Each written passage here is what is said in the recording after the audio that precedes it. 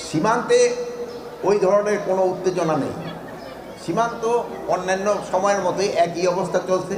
তো আপনারা জানেন যে ভারতীয় মিডিয়া অপপ্রচার চালাচ্ছে, এরা বাংলাদেশ সম্বন্ধে অপপ্রচার চালাচ্ছে।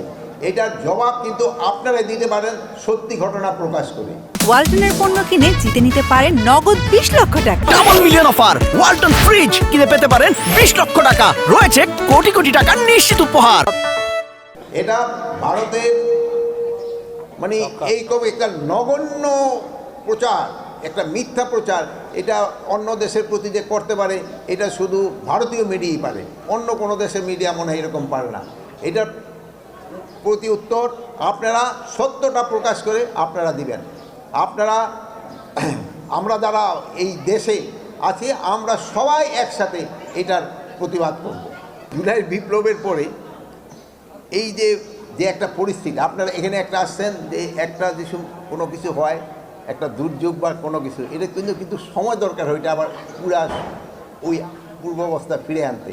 এই যে ধরেন যে কোথাও হয়তো বন্যা হলো বা ফায়ার হলো, একটা বিল্ডিং ধস হলো, সব জায়গায় কিন্তু একটু সময় দিতে হয়, সাথে সাথে কিন্তু আগের অবস্থায় ফিরে আসে না।